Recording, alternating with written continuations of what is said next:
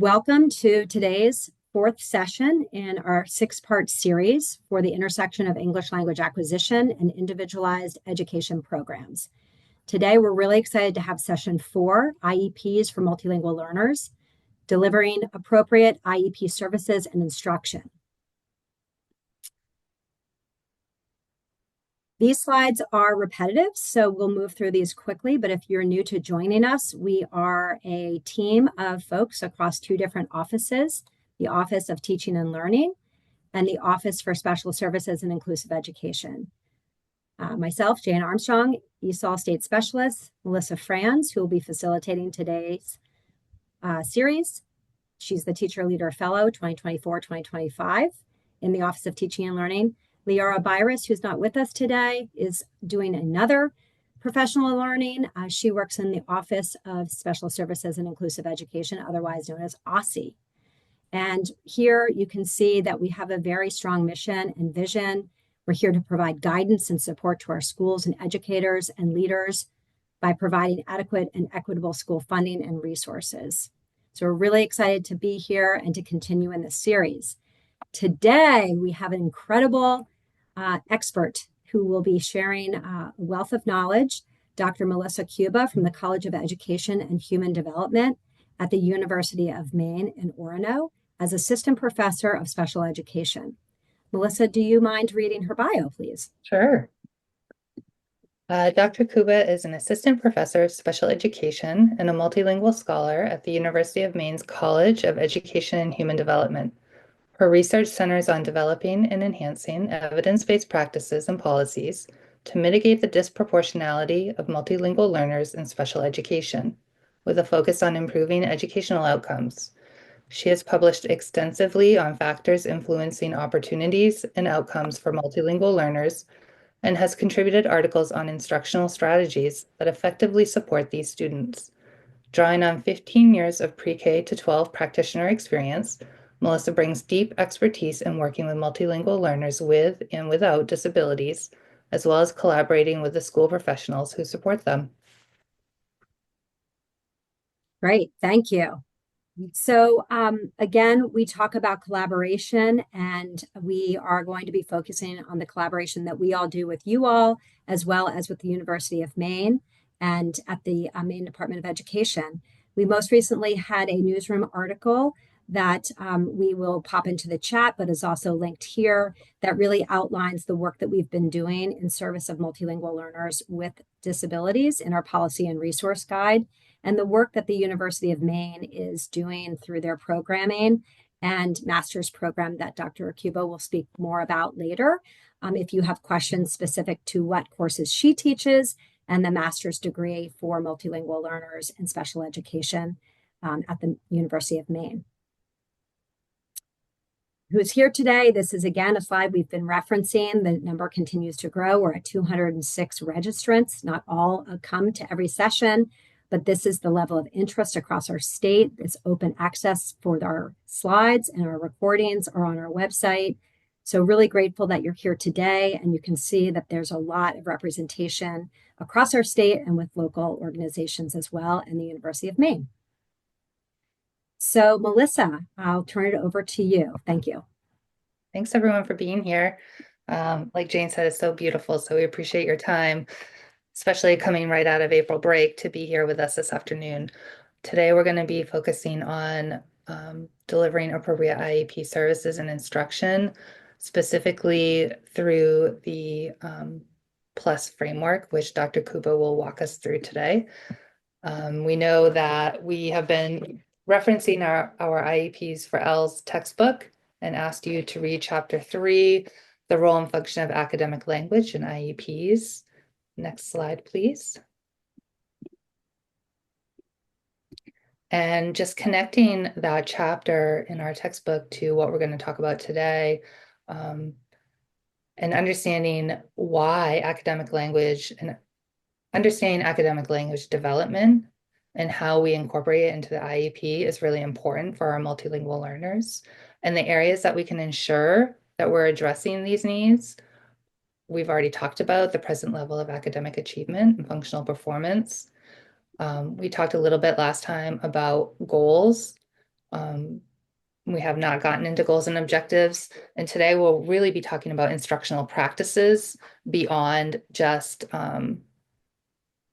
designing specially designed instruction and delivering that. We'll be talking about how do we meet the needs of our students across their day, both in general education and special education. And how do we identify those supports in their IEP? So that's another area that we can be thinking about beyond goals and objectives, that we're embedding their language proficiency supports across their IEP and the other components, perhaps through accommodations, through the supplementary materials or resources. Next slide, please. And this quote, honestly, I forget which chapter it came out of our textbook. I need to go back and identify that, but it came out of our Hoover and Patton text. And I thought it was really important because I know when we are talking about students with disabilities and developing IEPs, we're often talking about how do we remediate a deficit? How are we going to get the students from where they are to where they need to be in terms of the general ed curriculum? And we really want to think about incorporating academic language into the IEP as a strength-based approach for our multilingual learners. Learning English is not a disability. Not having fluency in English is not a disability. So really thinking about their language development and how we support that, and using methods to support that so students can achieve their goals and objectives through a strength-based model.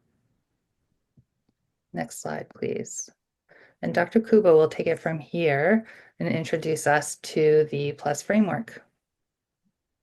Thank you all for having me. It's so good to be here. And just to piggyback off of what Melissa just shared, language differences, home language diversity, language repertoires are incredible assets. It's really about how we're approaching and thinking about how our systems are designed or whether they are designed to support our students. And so that's what we're talking about today. And with that in mind, I'd like to just kind of situate these practices that I'll be sharing with you as we're thinking about how to provide instruction for multilingual learners with disabilities. And so to get us started, I want to reference multi-tiered systems of support because it is a framework for delivering really layered supports when it comes to academics, behavioral, and social emotional supports for all students. And so we see here 3 tiers, starting with tier 1 and thinking about what encompasses or constitutes high quality evidence-based instruction for all students. Within that tier, we would be looking at English language development services, or ESOL services would be falling under that tier, right? Also, many other programs as we think about instruction, quality instruction for all students. Tier 2 is really targeted. So once we're seeing that they're not making benchmarks, we move into tier 2 to then provide a targeted intervention. And then tier 3 being intensive and individualized support. So why am I sharing this with you? Because the practices that I'll be explaining today, 5 practices that fall within a framework that's called PLUS, are good for all multilingual learners across the tiers. These 5 practices are sound, evidence-based practices that work with multilingual learners at any tier, in any setting, be it, let's say, a gifted and talented multilingual learner, a newcomer, or SLIFE, a student with limited or interrupted formal education, a duly identified student. So these are just good practices overall. And with that in mind, I want to say that 4 of the 5 practices I'll be sharing with you are seen in other frameworks that are good for all students. I don't know if you all have heard of CEDAR and high leverage practices, but also Universal Design for Learning actually includes 4 of the 5 practices I'll be covering. Next slide, please. All right, so the 5 practices are here for the PLUS framework, along with definitions for them. I really want to emphasize the importance of the right column on the right of evidence. This is the body of literature that supports the effectiveness of these 5 practices. It's key that we build on and use strategies and practices that build on evidence and research. Moving into the next slide, please. Our first practice is pre-teaching critical vocabulary. And it also includes assessing for background knowledge. So we're gauging what students know, what we need to front load and pre-teach in terms of essential concepts and words that we'll see in the lesson, academic and content-specific vocabulary. So it's really key that we provide that from the onset, engage what students know so that their comprehension isn't limited when we're engaging with text or in discussion. And there's an article here on the right that I wrote on front loading. Front loading is the same as pre-teaching vocabulary, and it includes some practices that may be beneficial to reference. Next slide, please. The next practice is language modeling.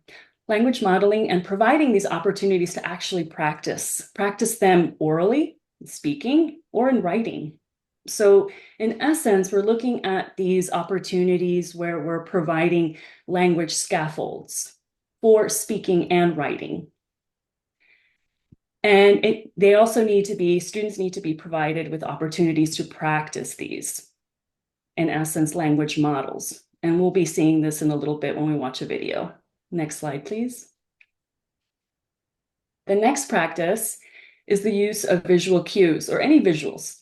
Visual cues constitute graphic organizers, anything that cues you visually, including manipulatives, pictures. So it's important and critical that we provide this, not just for our multilingual learners. Again, a practice that's good for all students. Next slide.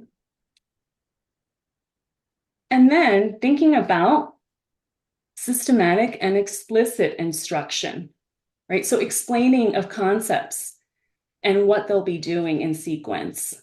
It's very explicit and systematic, similar to what a lot of us do in special education when we talk about I do, we do, right? So I'm going to model it for you.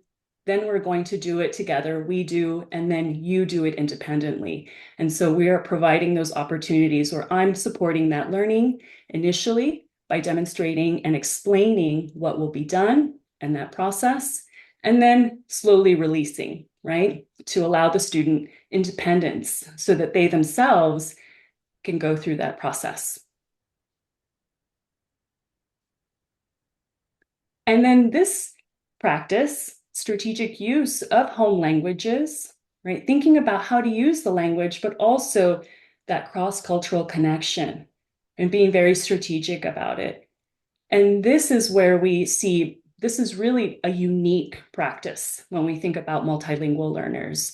And so what we're wanting to do is we're wanting to build on the linguistic repertoire or the home languages that the student brings and those incredible gifts by being very responsive to that being important to them and their learning.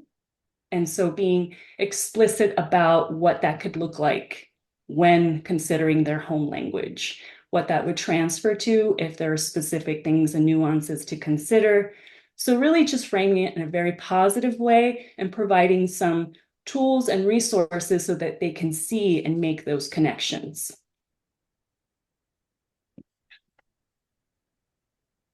All right, so why is this powerful? So it ensures that we have these really important, effective language supports. And it really helps educators plan for inclusive instruction that really aligns with MTSS and IDEA, right? So we're thinking about this across the tiers, regardless of placement or setting for all multilingual learners. And now we're going to watch a video of a class receiving instruction, specifically a lesson on compare and contrast in a 5th grade classroom. I'd like us to watch this together. Think about these 5 practices I just noted and make a mental note when you see them. And maybe you don't see them, and that's okay too. So we can talk about that as well and what could be done to enhance that lesson. And so we'll then talk about that after we watch a clip of this video. Our list And then we're also going to practice comparing. So we're putting these two different functions, two different things that we're doing together today. So we're going to look at a picture in just a sec, two pictures, and we're going to compare and contrast. So we're going to try using alike. What's the word? Alike. And I actually see it already in your list of comparing words. We're going to say an iguana and a snake are alike because they both are reptiles. And because we're going to compare and then contrast, we added this word here. What word is this, friends? However. Yeah, because in our first sentence, you're going to tell someone a comparison. And then in the second sentence, you're going to tell them a contrasting observation. So we're going to use however in order to transition between those two ideas. Then you're going to give your contrast with whereas. Exactly. I'm going to give an example of what this will look like. And then Mr. Brandt, you want to give an example as well? Okay. So we're going to say, remember, you can say picture 1, picture 2. You could also just describe what you see. I'm going to describe what I see. So I'm going to say the mansion and the tent are alike because they both have windows. However, the mansion can fit many people and has many rooms, whereas the tent can fit less people and only has one room. All right, Mr. Brandt. All right. The mansion and the tent are alike because in both places you can spend the night. However, the mansion has a hard, solid roof on it, whereas the tent has a soft roof on it. All right, my friends. When you have your 1 compare and 1 contrast, I want you to hold up a 2. This is your think time. Okay. We are going to share with pencils in the middle. That means as you share at your table, you'll put your pencil in the middle to tell us that you've been able to share a comparison and a contrasting sentence, okay?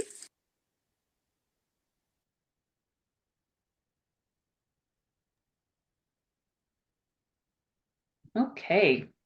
All right, so we've had an opportunity to watch a part of this video clip, and I encourage you to watch the rest of it and also think about how these 5 practices are exemplified in this demonstration. And so I'd like to open it up, and I'll start first in thinking about the first P, or the first letter in our process and plus, being that it is, right, pre-teaching critical vocabulary and assessing prior knowledge.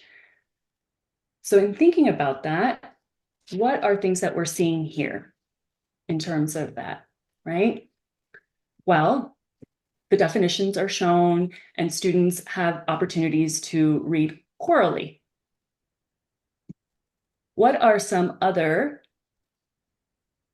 things that you've seen or practices that you're seeing within that these teachers are including to really focus on this one critical skill, right? Focused on the development of vocabulary, but also being able to gauge their prior knowledge so that we can then prepare and extend that learning. Anyone? Sentence frames. Okay, sentence frames. Now, sentence frames is a tricky one, and that's a great one. And it is a great strategy, but would it fall under pre-teaching critical vocabulary? Think about that. There's another one that it falls under in the PLUS framework. Anyone?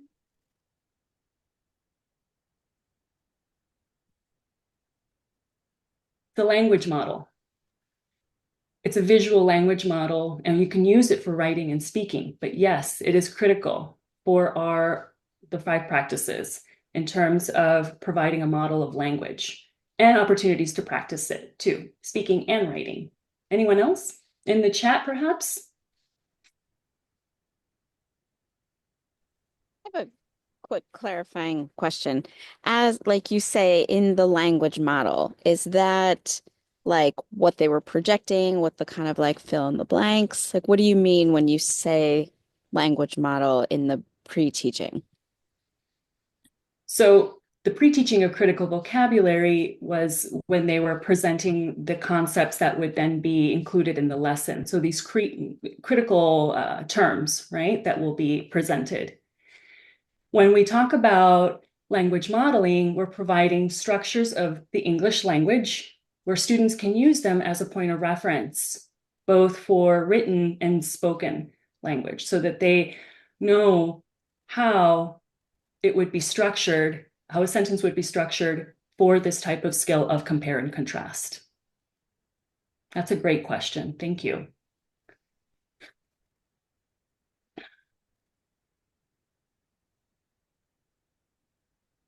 Right. Whereas, however, they're teaching these transitions, right? They're teaching how to use transitions for the purpose of discussing compare and contrast as well. So this is getting a bit more, involved, but very critical in terms of teaching and modeling language for students. Anyone else with vocabulary? Any pre-teaching? Yes, anchor charts. Exactly. Anchor charts were provided. Sentence frames were also provided. And so we have there, the anchor charts could then fall into, right, we're looking at the use of visuals and graphic organizers, those visual cues. And it can, we can pre-teach critical vocabulary and use a graphic organizer and merge the two. So we would be covering both the P of pre-teaching and the U of using visuals to support learning. Anyone else? Okay, right, so there was a model of the response provided for students, and they provided many examples. Any other practices seen that exemplify the other parts of PLUS, be it systematic and explicit instruction, or even our strategic use of home language and teaching for transfer?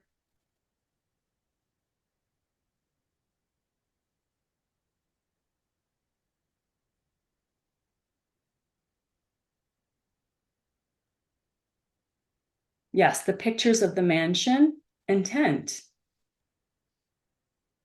Exactly.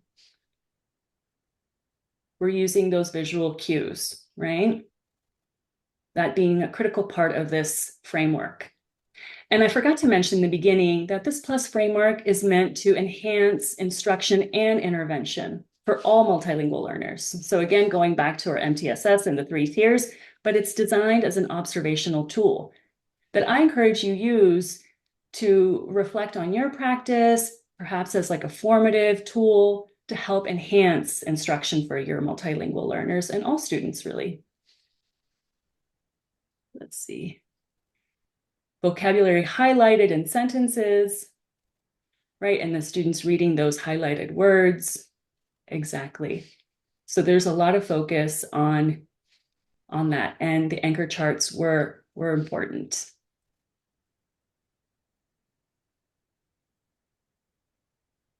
Right. So it felt very systematic and explicit. Yeah, they were clear and purposeful. Right. And so this is just an example for us to think about what this could look like in practice, and a beautiful example of co-teaching where you have the content teacher and the ESOL teacher supporting that lesson. So there's real intention and planning there. All right. And so teachers modeled sentences and the mentioned intent, compare and contrast, right? They did, and they used those sentence frames. You saw how they used them and also showed them so that students could then use the 2 concepts to compare, also add characteristics associated with the mansion, characteristics associated with the tent, that would then make them either similar or different, right? Exactly. So we have another video for you to watch. But first we were trying to gauge time and see how this would go. So the idea being that you're going to be looking for these 5 practices in this next example. Thank you, Melissa. So what we're going to do is we're going to send you off into breakout rooms, be in groups of probably around 4, depending on how many total participants we have. You're going to watch this video. Your group can take quick 30-second check-in to see if you want to watch it independently or as a group. It's approximately 4 minutes, 50 seconds. So set your timer. If you're going to go off independently and watch your video for 5 minutes, but you're going to come back to your small group and debrief the lesson that you observe. It is an art lesson. And you are going to use the PLUS framework to highlight some of the features that you notice in this video. Is there any pre-teaching of vocabulary, priming for background knowledge, or making cultural connections? Is there language modeling, instruction, and opportunities for students to practice? Do you see visuals and graphic organizers? Is there systemic and explicit instruction happening? Are they using strategic use of native language, culture, or teaching for transfer? So in our Padlet, in the first column, if you scroll down, you will see a link to the breakout video. Below that, you will see the activity that has the rubric or protocol of looking at the PLUS framework as you're observing a lesson. So you can keep that in mind as you are observing and then discussing with your group members around what are the instructional strengths that you see supporting multilingual learners? And are there opportunities for improving support within this lesson using this framework? So it's 4:06.